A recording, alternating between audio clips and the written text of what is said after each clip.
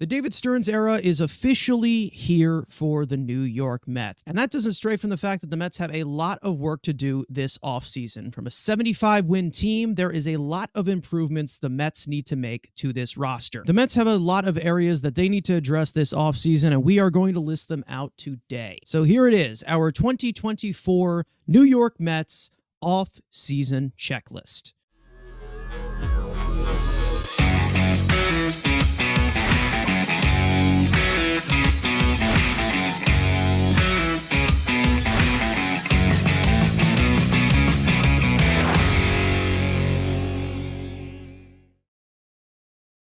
Now, we did a video similar to this last year, and I think the Mets, I don't know if they ignored it. They somewhat ignored it. They somewhat didn't. They addressed things, and here we are 365 days later, and they did not make the playoffs. So did they listen to us? I don't even know. In a year where the expectations aren't, you need to win a ring, this is kind of a just balance it out, see what you got, see from the kids what you got, and play them to seeing what you have internally as depth for what David Stearns wants to go to in the future. And then this offseason should be very similar to other teams being like, hey, if we're a wild card team aspiration, bring in some guys who can help us win, but also have that ability if this does go south in July, have ability to move guys to continue to bring in more depth and more young prospects for that future led by David Stearns. So if this team's trying to be competitive, here's your checklist. There's a few things that the Mets have ignored over the years that they really, really need to start to address, and they will definitely be put on notice in this video. So let's start off with this checklist. We have 8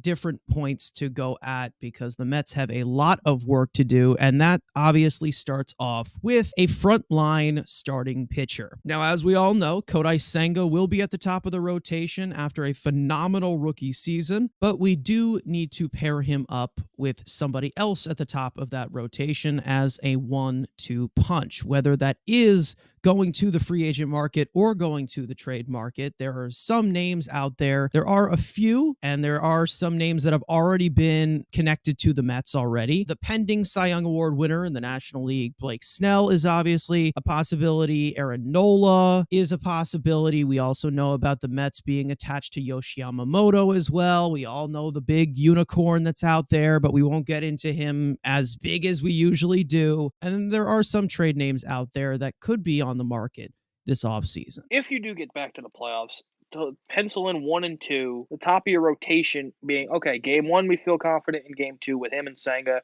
If it is Yoshi Yamamoto, if it's Blake Snell, Aaron Nola, you trade for Corbin Burns. There's some guys out there. Obviously, next year's that big pending class that I've been hyping up for years, but meaning some of those guys could be available in trade. And then obviously in this class, you have guys who have been aces at points in their career, put question marks in age, and then obviously the one phenom that is Yoshi Yamamoto at the top, who has the potential, but again, can lightning strike twice that you bring a guy over from the NPB and he turns out to be as good as he's advertised?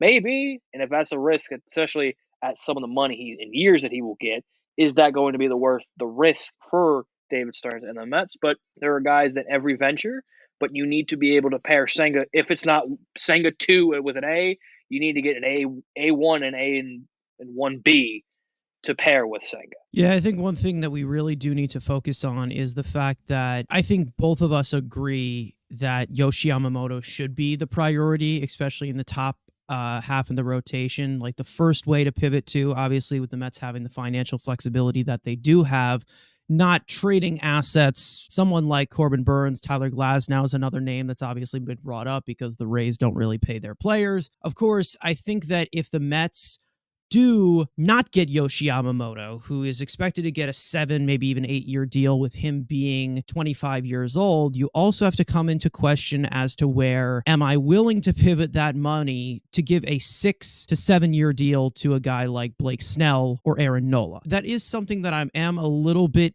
worried about. I don't know what direction they would want to go in because I think that they should prioritize somebody like Yoshi Yamamoto. I think I'm all for that being the next guy to pair up with Senga in the top of the end of the rotation. The secondary choices that you look at it, you're going to have Blake Snell and you're going to have Aaron Nola as possible 6 to 7 year deals that substitute Yamamoto. And then you're also going to have the trade options, which is going to be Burns and Glasnow if they become available. Again, Yoshinobu is going to be an 8-year deal, and there's going to be a bidding war, and everything we've seen from him is kind of he wants a big spotlight. So, and it's probably going to be a Met versus Yankee payrolls or a pay battle. So again, will Cohen want to lose a guy to the Yankees, which that'll probably be the top two teams going for him. So does that put into any consideration with Steve and maybe a pursuit? But here's the again with the trade assets, they have built back the farm up, and I think it's not this year. I think they continue to build. But if you tell me, hey, they're getting Glass now for or Burns centered around Acuna and pick another prospect, if Luis Angel Acuna is the main guy going back, I think both of us are pulling the trigger for a guy like Glasnow or hell even Burns. Well, obviously Burns, but Glasnow piece. That's the kind of guy you need to put in this rotation. And hell, now you wouldn't have the risk because like, with the Mets, it's Cohen. You wouldn't have to fear like, oh, he's going to free agency. You're just trading prospects for whatever. You can get a deal done. Try if you can, which Burns was willing in Milwaukee. They just didn't want to talk to him. They kind of lowballed him and didn't give him the offer that he would have wanted to sign. So you have the ability of, hey, he might extend with you. And then even so, you trade the prospects, you let him go into free agency. You could still top anybody's offer if he performs in New York. And again, like Frank says, hey, it wouldn't matter. I wouldn't mind taking a year test run to see if you can handle New York. I still think you need to build it up one more year and then go nuts next year. But again, price for a player is lower than expected. Pull the trigger. I'm going to put the name out there, but I don't see him coming to the Mets. I also don't see him going anywhere but staying with the Dodgers. Obviously, Clayton Kershaw is going to be available. He still is a frontline arm, and you have to put the name out there. It's somebody you can look at, but of course, there's been a lot of age attached to his name recently, and he's been injured a lot, and that postseason performance was not great either. Another thing that you need to look at. So overall, the Mets need to find somebody to pair up with Kodai Senga because as of right now, you're looking at possibly Jose Quintana currently as your number 2 starter, I believe. Maybe if you consider Tyler McGill better than Jose Quintana, or you consider David Peterson better than Jose Quintana, rotation looks a lot empty. It looks pretty much in the same realm as it was last offseason right now. What we need to obviously see from the Mets is it needs to be young. It needs to be younger than it was last year because we all know the top of the rotation of Verlander and Scherzer. There was a lot of risk that came with it, and it did not end up working out. The Mets need to obviously aim younger, and hopefully that's what Stearns looks towards, especially at the top of the rotation. And that brings us to the rest of the rotation as well, which is not only the Mets need another legitimate borderline ace, they also need a legitimate starting pitcher 3. Somebody in that Chris Bassett realm, a number 3 that can back up and possibly be a number 2 if they need it, if the top of the rotation gets injured. The breakout postseason performance of Jordan Montgomery, we have seen that recently. That's a possibility. Sonny Gray has been good for a long time. Alex Wood's a possibility. Eduardo Rodriguez is going to be available. There's quite a few guys in trade that have been mentioned recently. I know we talked about Joe Musgrove as well. We talked about Mitch Keller. Obviously, Senga was relatively healthy last year, and then if you bring in Yamamoto, another question mark of, hey, can he be that? The third guy needs to be a guy who you can depend on, like a la Chris Bassett, and get you 180 innings. Jordan Montgomery, before this postseason renaissance, would have kind of been the perfect 3 in this rotation. Guy has played in New York and had some decent success across town with the Yankees. So he can pitch in this market. And if you're telling me Sonny Gray is the 3, where you can be dependable innings and just eat innings, that's the kind of guy that I would model. If you want to go a little younger, again, Mitch Keller was brought up last time. Maybe if the Padres are trying to offload a ton of money, maybe you get the Musgrove contract, and especially for what the free agent market was last year, $20 million for my 3 starter. That's kind of what the market is. Taijuan Walker got that to be a 4. 5, honestly, in Philadelphia, not even pitching the playoffs. So that's kind of the market value. And again, you have to give up prospects. And if San Diego is trying to move money, that's a team to keep an eye on. But you need to have at least 3 legit comfortable guys in the rotation. And if, let's say, Yoshi Yamamoto is the ace that they want to go get, they need to go get a guy that consistently, again, a Chris Bassett light who can come in and you can pencil in 160 to 180 innings and feel confident every 5th day he's going to take the ball. and that's those kind of gray. Jordan Montgomery can fill those voids. Two other names I want to put out here. These are two guys that I really do like. Dylan Cease, obviously, Freddie Peralta. They could both be available. We don't know what Chicago's going to be doing. We all know that Stearns has his connection to Milwaukee, so maybe he brings in a few of his guys from there. I know you've talked about Logan Gilbert before. Shane Bieber is available, even though I don't see him as a possible ace. He could be in the middle of rotation, but there might be a big asking price for that. Cal Quantrill also could be available as well. That's another name that has been brought up. And I think that the main question, obviously, that we're looking at, and you just brought it up there, how far are you willing to go for a legitimate number 3 if you are going to address it in free agency? Because obviously, Taijuan Walker getting 4 years. Let's not forget Steven Matz getting 4 years. I mean, this market has definitely fluctuated recently in the last few years. What would you say is that target, what you think they would get in free agency? Again, and also depending on the age, Gray being older, it's probably going to be a 3-year deal. So think of 3. It's going to be $20 million. Just kind of what the value, what those 3 starters go for now. If you look at the playoffs, you look at Montgomery's, the 3 for the Rangers. They paid Eovaldi and they paid, obviously now they have Scherzer, but that's $20 million close to their name. But look at the Phillies, Wheeler, Nola, Suarez, and then Walker. They brought in Lorenzen, who both make about 17 to 20 million. So it's going to be. You go Gray, it's probably going to be a 3-year deal. You go maybe Jordan Montgomery's getting a 5 to 6 because he's 4 years younger. So it just kind of depends who you value. That's why, in my opinion, sign one and then trade for the other. So if you're going out and hypothetically, let's say the Yankees get Yamamoto, you get Corbin Burns, then this is where you spend the money and you go in the Montgomery or Sonny Gray market. You have to trade for one, sign the other, in my opinion. But again, if you're going to just flex the financial muscle, the pitching market is just an interesting class this year. It's not like amazing because when we're saying like Snell and Aaron Nola are the top besides Yamamoto, even those guys come with question marks. So it is a very mediocre, I guess is kind of the word, where it's like, and you get into that problem. I brought it up on the last pod. You're paying mediocre players good to elite money is where you get in trouble. Yeah, I mean, obviously signing one starter and then trading for the other. I mean, it's kind of just coming off from the model of what the Mets did 2 years ago, signing Scherzer, trading for Bassett. I mean, that's something that you can look at, but the Mets obviously have to aim a little bit younger with that whole situation because of how we looked at with Max Scherzer and Chris Bassett, both breaking down in the playoffs and both basically running on fumes towards the end of that season. Obviously, they need to just have a 1-2-3, and they need to figure it out somehow, whether it is going into the direction of signing one of the aces or trading for one of the aces, to flip-flop throughout, whichever one you want to do. If you want to use the financial flexibility for it, go ahead. If you want to use the prospect capital that you gained over the trade deadline, you have the flexibility to do both of them. Now, we still have some other things to address with pitching, and that being low-risk rotation depth, because, well, the Mets, when 2 or 3 starters get injured, it can definitely run thin, even though we have seen the Mets depth do pretty well ever since the Mets traded away Scherzer and Verlander. We saw some good outings from guys like Joey Lucchesi. We saw Jose Budo put up some quality. We saw a little bit of good, a little bit of bad from Tyler McGill. We saw a decent stretch from David Peterson. Even though those depth options were decent, the Mets still need a little bit more. They can't just count on small stretches when guys do get hurt. So there are a few that are low risk who we have seen at their best. They have done pretty well. And at their very worst, they can be a little bit frustrating, but they can back up the rotation because they've proven it before. Tyler Mahle has been talked about as a trade chip for multiple years now with us. James Paxton is somebody that I've already mentioned before. Luis Severino, obviously a lot of injuries recently, but he has had success.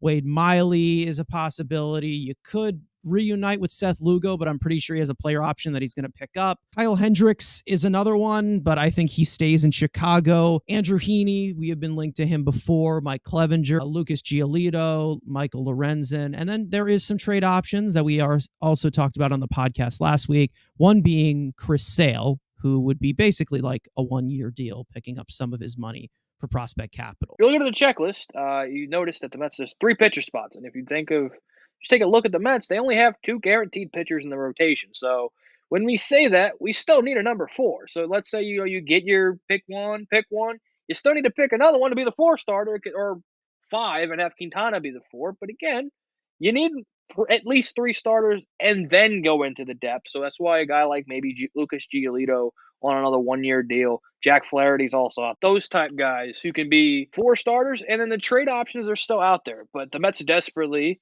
I'm sick and tired of seeing, again, McGill, Peterson. That's our depth. They've been our depth for like 7 years. They're almost able to they're almost in a decade at this point, it seems like. With these guys, they're our depths. They won't move on. They haven't really gotten better. They've kind of gotten worse, but they're still here and they're the depth. So, there's plenty of guys that you can go get out. And hell, again, going to what I said earlier, you bring a bunch of these guys in, kind of like the Rangers. If you're bad and they're good, you've got a lot of trade chips to the deadline to continue to add assets. Again, with this year being a house money year, bring in some rotation depth. If it goes well and you get them on 1-year deals and you're not a playoff team at the deadline, guess what? You can turn them into more minor leaguers. Maybe not great ones, but continue to build up the farm. There's plenty of guys out there, and there's plenty more guys in the trade market. I'm just sick and tired of being, the depth is David Peterson and Tyler McGill, and we're screwing it the rest of the way. So this obviously comes into the category of more of quantity than quality. Obviously, I think the Mets need to do multiple signings in this low-risk department, obviously. Whether they do trade for a guy like Chris Sale, you also have to include somebody else, whether that is Wade Miley or whether that is Michael Lorenzen, or you trade for somebody else. I mean, there's some other young upside arms. Nate Pearson's out there. Casey Mize is a possibility. Edward Cabrera, I've heard, we were linked to him with the whole Beatty rumors last year. The Mets last year, they did a really poor job with this of signing low risk arms. I feel like the only guy we brought in as a possible low risk 1-year deal was Dylan Bundy. So I just don't think the Mets did a good job with this. And the fact that they do rely on a lot of their in-house options who haven't necessarily panned out yet, even though they can give you some quality stretches, they still need to load it up even more. Because when you look at the Mets opening day roster and then you look at them in AAA, I mean, you're looking at, the Mike Montgomerys and the Dylan Bundys and the guys who just don't belong here and have absolutely no upside. And they're basically just AAA players and couldn't answer the call if you have an injury in your pitching rotation, which is the most injured position possibly in all of sports. If the Mets were to bring in multiple guys that have been mentioned, anybody at the top of your list? I wouldn't mind a Lorenzen. I wouldn't mind a trading for Casey Mize for high upside. Again, Nate Pearson. Again, I'm just tired of these, of McGill and there's the in-house guys that, hell, if it's McGill for Pearson, just to change the scenario for both guys, I'm down making that. I get you're losing an arm, but at this point, something needs to change. And I get Stearns coming in, and we'll see if he can develop a pitching lab like he does in Minnesota. But even still, some guys just need to get the hell out of here to change and get a change of scenery. And I'm not saying those guys guaranteed, but picking them up for those former top prospects with nothing are kind of guys I'm looking at. I wouldn't mind Giolito on a 1-year deal, again, just to see. And then again, there's a guy you potentially flip at the deadline. Those kind of guys. Because again, you have Quintana as your 5. I'd prefer him to be the 5. I don't really want him as the 4. But even let's say you get the top 3 set, Quintana's gonna either be the 4 or the 5, and I like Quintana more as the 5. But if you bring another one of those, again, higher level guys who've been in the major leagues, and then bring the depth after him, I think that's part of the move. But again, after how he pitched, would I hate him being the 4? No. And then you bring in one of these guys to the 5? Sure. But again, just do kind of the Rangers approach. Just bring in a bunch of dudes and see who sticks. Like the Rangers last 2 years off pitching wise, they signed 9 pitchers. And you see they needed to use all 9 pitchers. So again, you're going to use more than 10 most likely, so bring in 50. When you bring any of these guys in, it's either their 1-year deal or they're players that have control.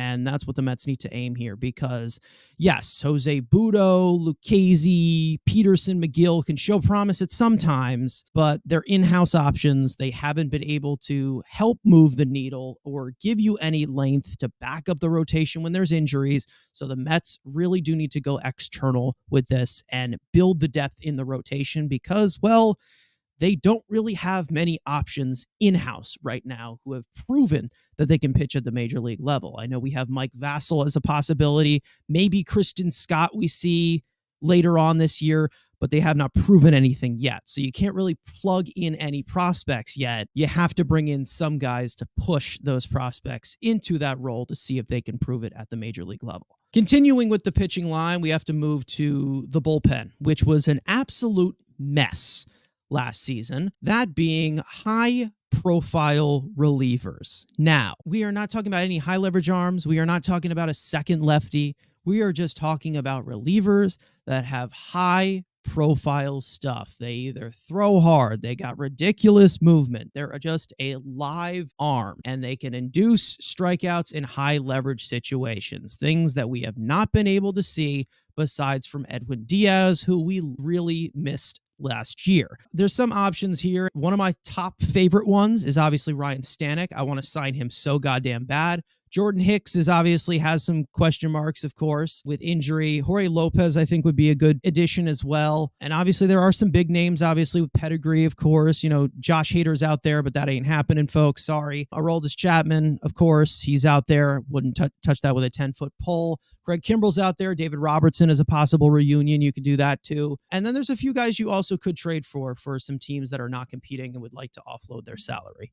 Hopefully the optionable reliever crap is gone, even though obviously it is very important. And you've seen teams in the past that buy a bullpen and it doesn't always work out. But the Mets need to at least bring in 3 veteran arms. I'm all for Stanek.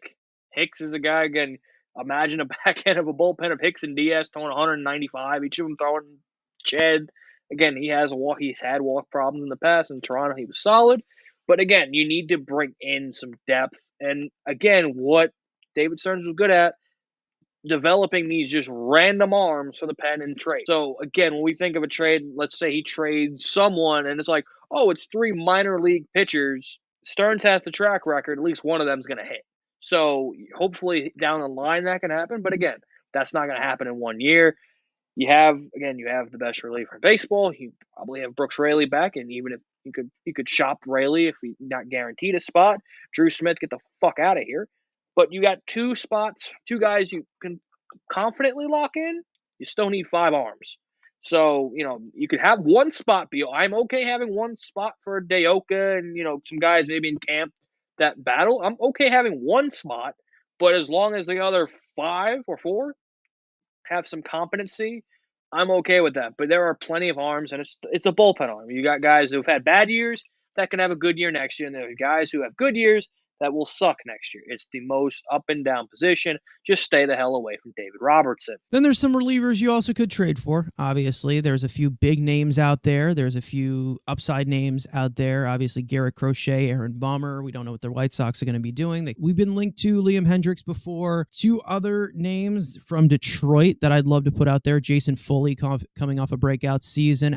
Alex Lang, also their closer as well. Justin Lawrence, who was possibly the only good pitcher in Colorado, I think, at all last season because they were so horrendous. And then, Devin Williams, the connection with David Stearns, of course. Alexis Diaz, of course, his brother, Yippee Kaye. We all know the story with that. Robert Suarez, somebody in San Diego who could possibly be offloaded because San Diego's trying to remove some payroll. And then obviously the name that will always be connected to trade being Emmanuel Clase. But I think the Mets already have their ideal closer of who's going to come into the 9th, and I don't really think that they would want to balance out Clase and Diaz. I think they just want to keep Diaz, but more the merrier. Obviously, I would love to have a guy like Emmanuel Clase in my bullpen. St. Louis, what the hell are they going to do with Helsley? It's just there's a bunch of guys, and again, it's relievers. Trading for relievers is the worst thing you can do. Is giving up prospect capital for a guy. We've seen it. It took 4 years to be right. But again, you had the ability of 4 years to get it right. So trading high-profile prospects or assets of any type, you look at the Dodgers, Tampa Bay, they find these dudes off the scrap heap.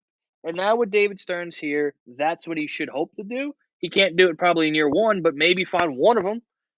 Find a JP Fireheisen or something like that and bring him into this bullpen and just develop him that way. But again, you can't do that in 1 year. So he has to use Cohen's fat wallet and to bring in some depth to get the bridge to Edwin Diaz and to be able to lock down games. Because again, when Diaz is available, you really only need 2 innings out of your 2 to 3 innings out of your bullpen because in the 9th inning is Diaz. It's always just the concern of just getting the ball to the 9th. We obviously miss Diaz in that bullpen, no doubt. The big bailout guy of 2022, and in 2023 the Mets bullpen was an absolute disaster. They did have a few decent performers, but there are definitely a lot of spots that the Mets need to fill in there, but it cannot be with your mid 90s guys who just have this contact management stuff anymore. You got to get strikeouts now. They have to get high profile pieces, good shape, good velocity, all that type of stuff that we've seen high leverage postseason pitchers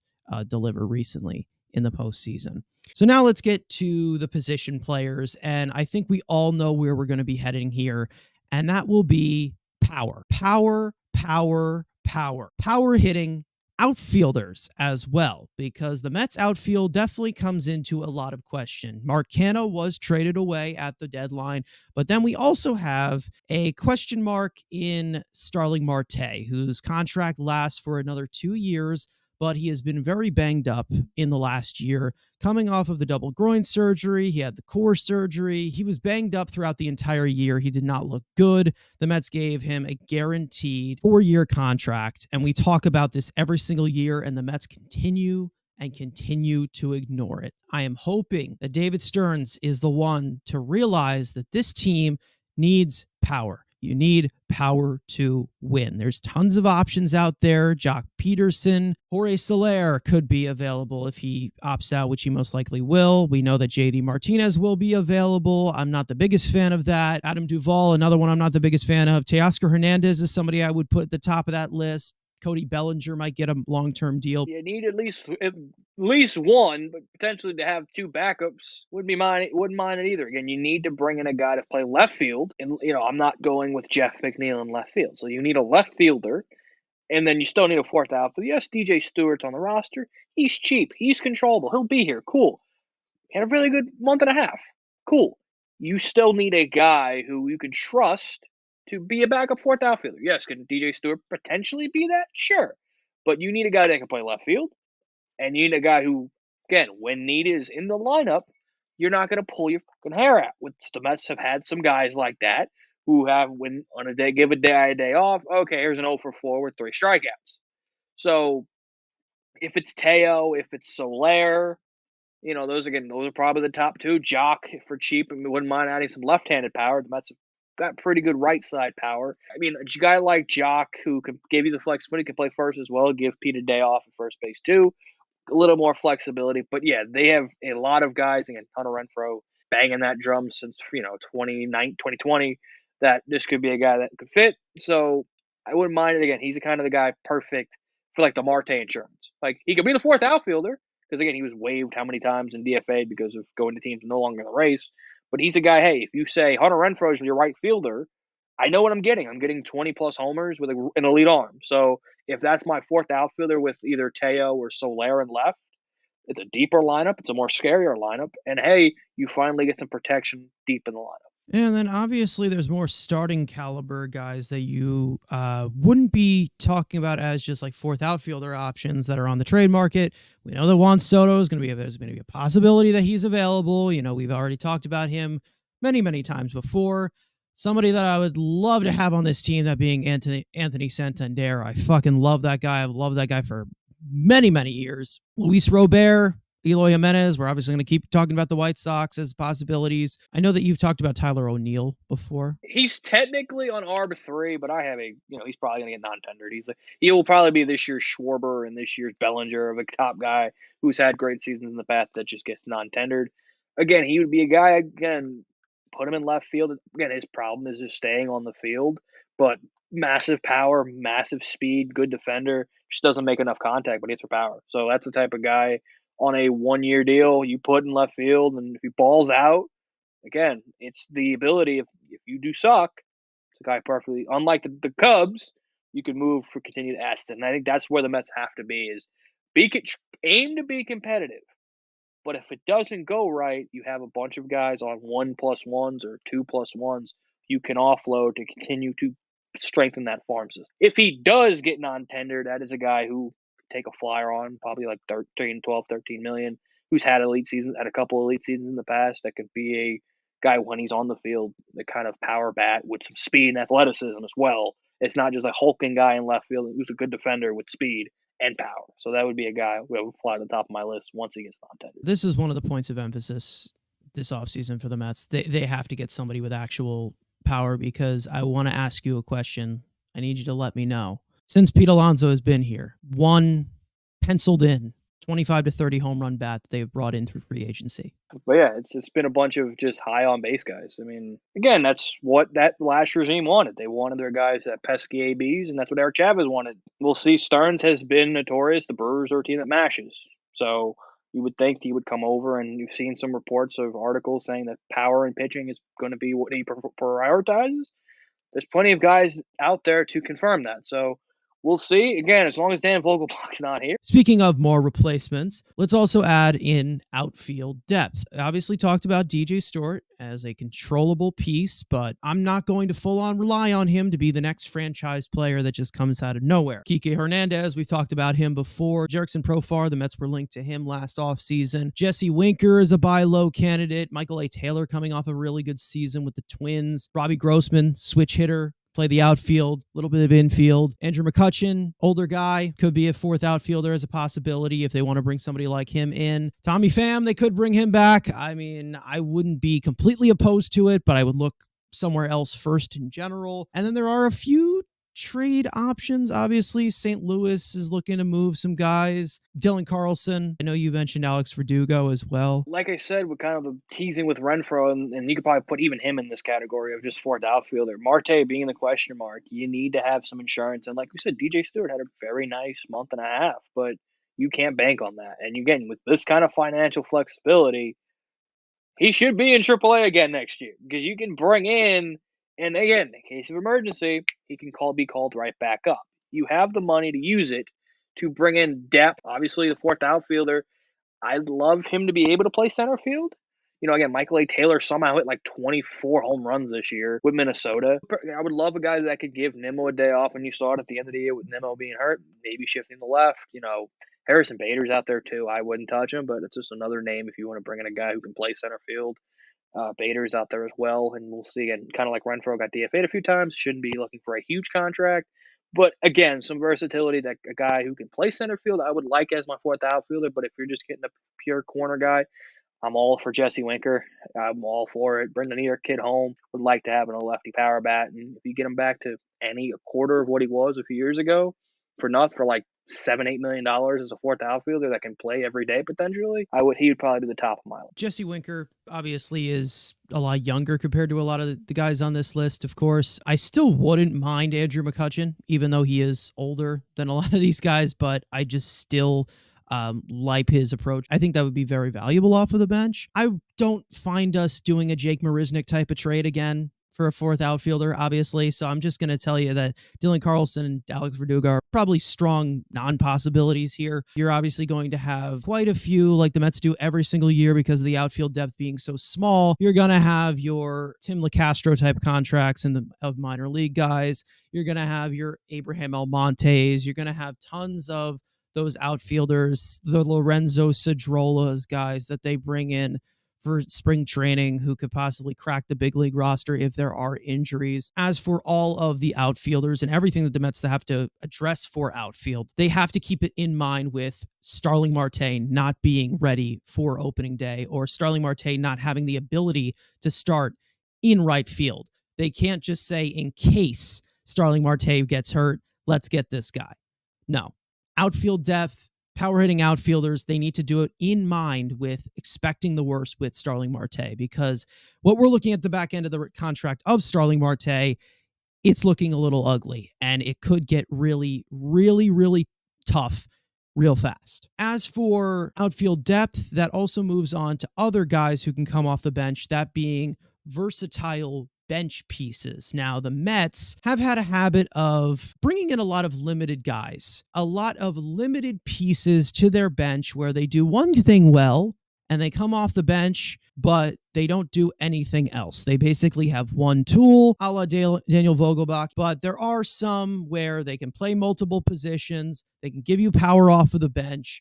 And maybe they're just looking for a one-year prove-it deal who could possibly start for you on any given day, on a rainy day, if you have an injury, possibly. There's a few out there. I've talked about Gio Urshela. I think that would be a perfect addition to push the rookies at third base, somebody that has something to prove up against young players that have something to prove on a 1-year deal. You can move him at the deadline if it works out. Batting eighth, batting ninth at the bottom of your lineup. Brad Miller is always out there. He always gets a lot of love on the free agent market. Donovan Solano is another possibility. Adalberto Mondesi, we've talked about possibly trading for him. There's a few versatile players who have multiple tools, shall we say. I'm not saying that they play every single position out there, but they have multiple tools that they can provide to you, that they aren't Darren Ruff, they aren't Daniel Vogelbach, they aren't Mark Vientos even, who play a limited part of their game. I only really care about offense, to be honest, at this point. They still do need guys off of the bench that are not Luis Guillorme, because Luis Guillorme is not going to be an intimidating competitor for any of these young guys or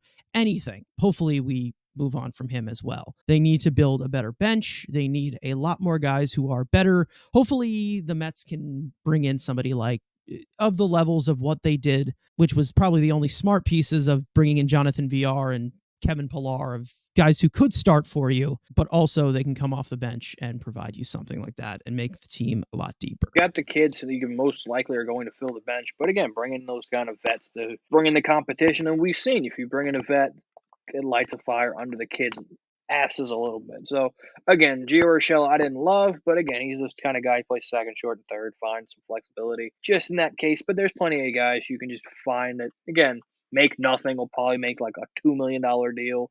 That again, you don't want to be in fear. You don't lose your hair when you see him in the lineup. No, you just need comparable players that you can come in every 2 days a week, a day a week, that you can give, Pete a day off, or send Jeff McNeil to the gulag, or, take in if the kids don't run with the job, a guy that you can play third and, like you said, bat ninth and just fill that void. You expect the kids to take the job, but always it's good to have insurance. You expect, obviously, the kid to get the job, and you're not going to go with the veteran first. If the kid is not performing, you have to have somebody else who could be a starting caliber player. And obviously, we're talking a little bit more infield here with more of the prospects, of course. But, we do also have some other prospects as well that we'll get a look at in spring training. But like I've said before, you can't plug in the prospects. They have to prove it first that they deserve to be on the roster. You can't just say, we can get rid of Pete Alonso because we have Ryan Clifford. That just cannot happen, because the guarantees are there and the non-guarantees are obviously will continue to be the prospects until they prove something. So then that brings us to the final mark on this checklist, and that is a piece of advice, not a piece that goes to the roster, but that would be to offload movable contracts. Now, the Mets did offload a lot of 1-year deals, a lot of payroll at the trade deadline because they were obviously not competing. Justin Verlander obviously being one of them, Max Scherzer being one of the two main ones that they got off of the payroll, of course. And there are a few deals that are here for multiple years that the Mets really do need to explore and move something for it to manage that asset. Starling Marte is somebody that has to be at the top of that list. Like I've said, we have talked about these outfield pieces. We have to keep in mind that Starling Marte is not a reliable piece in the Mets starting lineup next year. I would love to see the Mets move Adam Ottavino.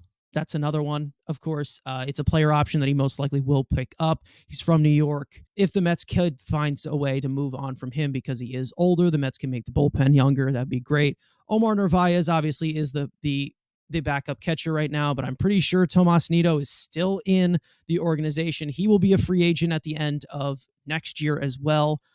It's a little bit cheaper, obviously, for a backup catcher. Omar Narvaez is getting paid a little bit too much for the liking. They did have some interest for him on the trade market as well. And then, of course, Jeff McNeil, who I believe is the most tradable piece on this entire roster, and I think you would agree with me. Yes, Steve Cohen has the ungodly amount of money, but again, there's a breaking point to every millionaire. Like he's spent, and we have an island full of dead money, which is true. That again, people say it's been a waste. He's got like $90 million just burning in an island of guys that not to play on this team. But even he has a limit that you need to start moving some salaries and guys who can fetch you something. Jeff McNeil, for certain team, I've said Seattle. That makes just the most sense. They have so much swing and miss. They need a guy at second base. try to get some of their young pitching. They have plenty of it. You could look at any other team that has power already solidified. They just need a leadoff hitter or a 9-hole hitter. That Jeff McNeil could be that guy for them, and there's teams that would need that who would still even after a bad year that would take Jeff McNeil's contract, even if you got to eat $3 to $4 million a year to get a better prospect. You would do that because again, that's what you have going. Lamarte is probably another James McCann situation where you're gonna have to eat a lot of it for someone to take it. But again, getting rid of a question mark of he's here, but you can't depend on him, and especially with the outfield market. That hey, if you can bring in a guy on a 2-year deal that's a little more dependable, Marte moves off, and you get that money off the books, and then Ottavino and Narvaez were again just great Billy Epler. Let's give mid-30s guys who haven't been good. I mean, yes, Ottavino had a really good year last year. Don't get me wrong, but again, it's a reliever. They flip flop more than a fish out of water. And now, shocker, he had a bad year. And guess what? He's got a player option. Good job, Billy. You're an amazing GM. So, again, bring some of the luxury tax number. Wouldn't mind either. Again, Cohen taxes for a reason, which, again, this team is not a World Series team. It shouldn't be close to that. Unless, if you're at that number, you should be competing for World Series. They didn't. So maybe, I'm not saying a full salary cut, but I wouldn't be surprised if maybe they're a little less, maybe a little more less lenient on just opening the bank for everyone and say, hey, we need to start moving some salaries to still spend money, but we can't just stack, oh, we have a top 10 highest paid player at every position. That's not how you win in today's game. You need to have some, homegrown as well as some trades, but you can't just be throwing money into a black hole consistently doing it. So you gotta, again, there's an eating point for everyone. And again, you've got guys who are mediocre players getting good to elite money. Last two contracts that I do want to obviously bring up. How aggressive would you be with shopping guys like Jose Quintana and then also another lefty in Brooks Raley, who both will have expiring deals, obviously, at the end of next season? So would you try and manage that asset, or is that something that you're looking at towards more of the trade deadline? If I get an offer I can't refuse, it's different. But like you said, I could wait to the trade deadline. Maybe with Raley, just because he's a reliever, I would maybe be a little more aggressive. But them being expiring deals, if they have a decent first half, and Quintana looked good when he was on the mound, again, to have some more assets. But if somebody calls and says, hey, I want Brooks Raley, here's a top 12 prospect in a good system that can maybe another outfield prospect, another starting pitching prospect, I would pull the trigger. But again, it opens up another hole for you to have to go fill. So if you're trying to be competitive, you should bring them to spring training. But again, if nobody's off the table and if you get an offer you can't refuse, you got to pull the trigger. So there it is. There's our checklist of what the Mets need to do this offseason. It seems a little bit more complex, obviously, but it's very simple. Build a team that is deep. Build a team that has options. That way, the manager wouldn't matter. That way, the stars would not have to be the greatest players of all time for you to have a shot to actually win. Let's actually finish the offseason this time. Don't start off good. Don't end bad. Let's actually finish it. Have some balance. We have been anticipating this for multiple years now with David Stearns at the helm as the president of baseball operations. So we will see what the Mets are able to do this winter. And I'm hoping that it translates to a lot better than a 75-win team.